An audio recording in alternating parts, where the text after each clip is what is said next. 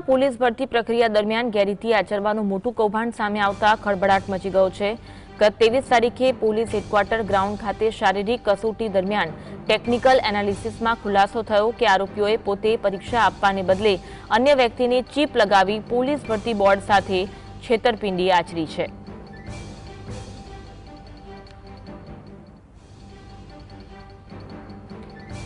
Technical analysis થયો અને ત્યારબાદ આ સમગ્ર કૌભાંડ સામે આવ્યું હતું। પોતે પરીક્ષા આપવાના બદલે બીજા શખ્સને પરીક્ષા આપવા માટે મોકલી દેવામાં આવ્યો।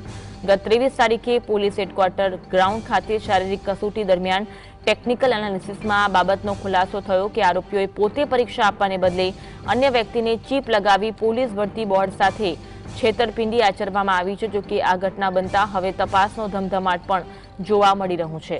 જામનગરમાં પોલીસ ભરતી પ્રક્રિયા દરમિયાન આ સમગ્ર ગેરરીતિ આચરવામાં આવ્યું હોવાનું કૌભાંડ બહાર આવ્યું છે અને ખળભળાટ મચી ગયો છે। આ અંગે વધુ વાત કરીશું। સંવાદદાતા અર્જુન ફોનલાઈન પર જોડાયા છે। અર્જુન, પોલીસ ભરતી પ્રક્રિયા દરમિયાન મોટું કૌભાંડ સામે આવ્યું, વિગત જણાવશો? બિલકુલ પહેલી પોલીસ ભરતી બોર્ડની પરીક્ષા જે 23 જાન્યુઆરીના રોજ જામનગરમાં જે યોજાનાર હતી તેમાં જે મોટો ઘોટાળાનો મામલો જે છે તે સામે આવ્યો છે। જેમાં જામનગર પોલીસ હેડક્વાર્ટર ખાતે જે 23 તારીખે જે બનેલ જે સીસીટીવી જેમાં જે ફરિયાદ જે છે તે નોંધાઈ છે, જેમાં આરએફઆઈડી જે ચીપ જે છે તે જે ફિઝિકલ જે ટેસ્ટ દેવાનો હોય છે તેમાં જે વિદ્યાર્થી છે તે પોતે ચીપ લગાવવાના બદલે તેના જે કોઈ મિત્રને જે ચીપ લગાવી અને તેમાં જે કૌભાંડ આચર્યું હોવાનું જે કાવતરું જે છે તે રચવામાં આવ્યું હોવાનું જે ટેકનિકલ એનાલિસિસમાં જે છે તે ખુલ્યું છે।